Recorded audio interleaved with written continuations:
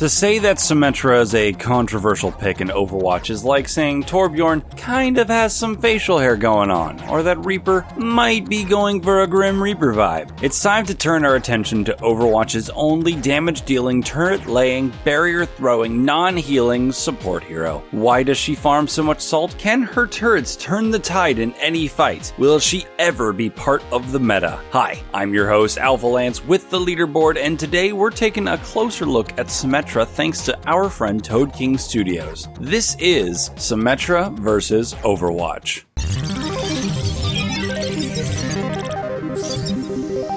Symmetra, the basics. While she's seen some big and small changes to her kit since launch, Symmetra struggled to find her place in the meta. In the pro scene, she's considered a tier 5 pick, while in the Overwatch community, she can bring out the salt on either team depending on how things roll. Let's check out what exactly she can do. Symmetra has always been the support that could bring more hurt than heals. Her 6 placeable turrets can be placed on floors, walls, ceilings, cars, basketballs, really just about any surface imaginable, and they can lock onto a target and deal 30 damage per second. Though they only have 1 HP, they are easily replaceable and are not meant to last too long on their own. They also slow their targets down, so ignore them at your own risk. More than just a builder, her photon projector's primary fire locks onto an enemy and charges up through 3 levels of pain the longer it stays connected, starting at 30 damage a second, then ramping up to 60 before finally maxing out at 120 damage per second. That's basically scaling up from a single Genji throwing star hit to a direct rocket hit from Pharah in 3 seconds. The beam does have a very limited range, only able to lock onto at 7 meters, though once locked on, it stays connected until the target moves farther than 9 meters away, breaks line of sight for more than a second, or dies. The photon projector's secondary fire is a large and slow-moving energy ball that can be charged up and released to travel in a straight line, passing through enemies and barriers alike until it hits a solid surface. This deals up to 125 damage with a direct hit, though with the slow rate of fire and speed, it's best to use this to deter stationary or slow-moving targets, such as a Bastion in turret mode or Reinhardt with his barrier up. No one is getting play of the game with this, but it can rack up some good ultimate charge. In 2016, her kit was reworked, and besides some tweaking to her main fire, her ability to give teammates individual 25-point shields was replaced with a projectable barrier of 1,000 hit points. A big upgrade if you ask us. Next to note, she was also given a second ultimate on top of her teleporter ultimate to choose from, a new shield generator, which gives teammates 75 points of shield while they are within 50 meters of it. Unlike most other ultimates, Symmetra's 2 are placeable and destroyable, with the potential to last an entire game or to be snuffed out before fully used. Now, any Bastion worth their salt knows this, but we want to cover all the basics here before getting into the nuts and bolts of her tactics. Now that we've got that out of the way, we want to talk about what it is with this hero that players from the pro scene to the Blizzard forums seem to take issue with. Symmetra versus the Overwatch community. Symmetra throws a lot of players off with her kit to play as, with, or against. For one thing, she's a support that doesn't have an active way to heal teammates. So for her team, the questions are always, does she count as a healer or does she count as a DPS slot in the comp? Those unfamiliar with facing a Symmetra can also find her frustrating, as she can lock a point down on the fence with her turrets, and once charged, her beam is unforgiving to those who get too close. Often, this is the main source of salt for players who feel the reach is too long, the beam is too hard to break, and find it sound infuriating. Unlucky healers and beefy tanks alike can find themselves being cooked due to their teammates not noticing a sneaky Symmetra getting the jump on them. Even picking up Symmetra can be a struggle, as her turrets and ultimate must be placed on the map strategically and risk being destroyed even when cleverly hidden. It takes a good deal of trial and error and adjusting as the main action of the mash shifts from the stationary point to moving payload to final endpoint. Turrets 2 out in the open will be destroyed before they do anything, and turrets 2 off the beaten path may never even see any action. Even among seasoned Symmetra mains, and there are dozens of them,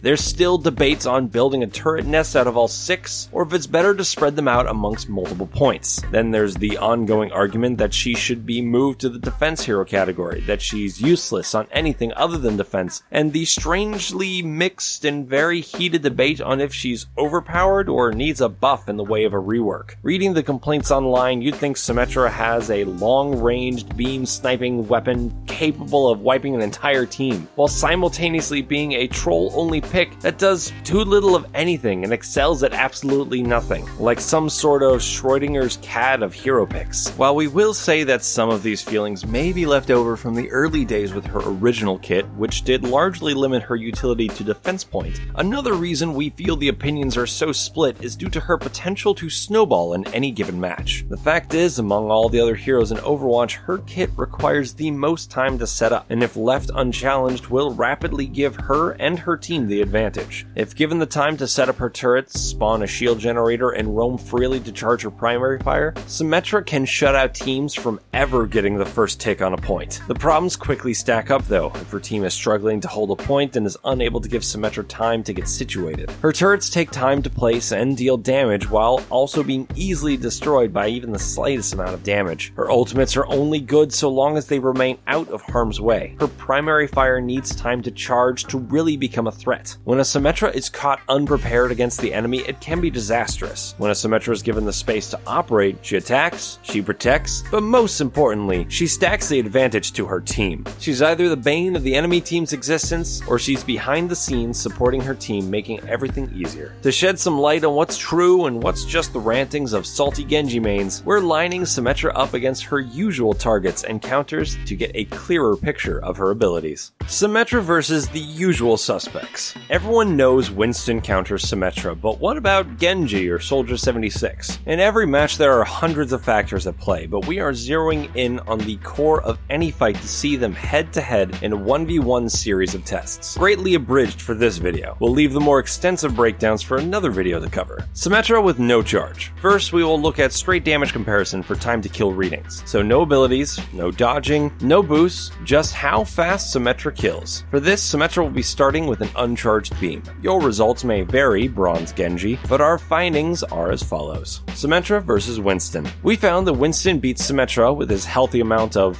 well, health. Though his damage output is lacking, he still comes out on top with half of his health. Symmetra versus Genji. Now we have Symmetra versus one of her favorite targets, the lone Genji flanker. Genji doesn't last all that long before melting in the microwave. Symmetra versus Soldier 76. Soldier 76's abilities and damage are fearsome, and Symmetra requires 3 seconds for her beam to cut him down to size. This means she needs to catch him off guard, preferably while his abilities are on cooldown. For if a Soldier 76 lands a few good shots and a rocket, well, he should be able to take her out in a faster time than that. Symmetra powered up. Now we will run the same targets with a Symmetra powered up with a fully charged beam as well as comboed with her shield generator in play. Reminder, her primary fire can charge up 3 ranks, doing 30, 60, then 120 damage a second, which is why once she takes one enemy down, she will quickly snowball through a back line. Symmetra plus full charge versus Winston. Even with her beam fully charged up and reloaded before engaging, Symmetra only gets Winston to about half health before he takes her out with his Tesla cannon.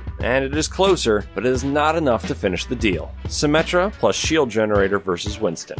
Symmetra's shield generator gives her and her teammates 75 extra health, but against a Winston, it is still not enough to take him head on by herself. His armor health helps negate some of the early damage, as armor in Overwatch blocks 5 damage of every hit, unless it deals 10 damage or less, in which case it halves it. Symmetra plus shield generator plus full charge versus Winston. With the extra 75 health from her shield generator ultimate, with her fully charged beam, Symmetra has enough time to take Winston out first. Exploring all the possible combinations of support and modifiers that one could come across in Overwatch would be exhausting, and results could range greatly. Not that we didn't cover a ton of possible combos, but for this video, we've focused in on a few main boosts that come up in a game easily enough. For all of these, we are using a base target for the easiest side-by-side comparison: Winston. Symmetra with an armor pack. A very popular defense combo and sometimes attack combo is Symmetra and Torbjorn. A Torb armor pack gives 75 armor and provides protection against Winston's Tesla cannon, and gives Symmetra enough time to finish the job before Winston can reload. Symmetra with a Mercy damage boost. Mercies don't usually hang out with Symmetras, but we wanted to test what a Mercy's damage boost does here. Unfortunately, even with the added 30% damage, the beam's ramp up keeps Winston coming out on top. Symmetra with a nano boost. Maybe she was aiming for the Reinhardt behind the Symmetra, maybe no one else was ready for such power. Either way, a nano boosted Symmetra seems to happen more often than you'd think.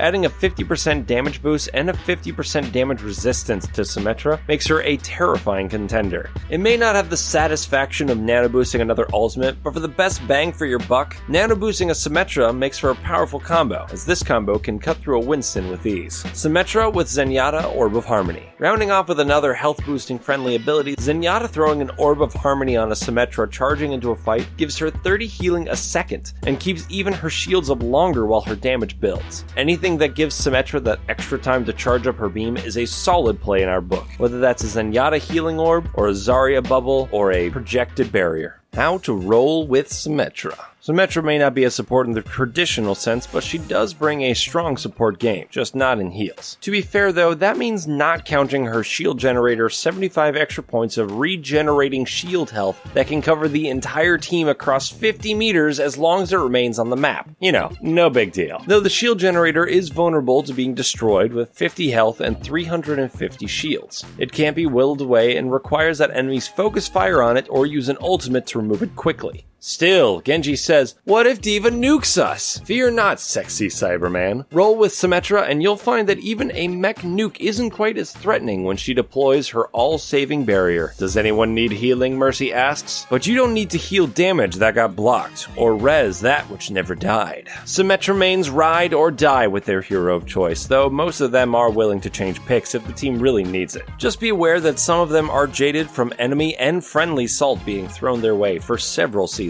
Her kit can do wonders on defense, and even offensively, there's something to be said about her team boosting abilities. Those willing to give their team Symmetra the benefit of the doubt and watch her back can find a worthwhile flex support hero. And if you want an easy kill, just play Reaper and wait for the enemy Winston to throw himself at the two of you. I'm your host, AlphaLance, and thanks for watching Symmetra vs. Overwatch. Obviously, we have strong opinions about Symmetra being given a chance, but what do you think? Comment below and let us know if you think she needs a buff or a nerf, or if we need to switch our hero mains. Don't forget to hit that bell icon to become a part of the notification squad. And remember, if you like getting more from your games, subscribe to the Leaderboard, your home for video game facts.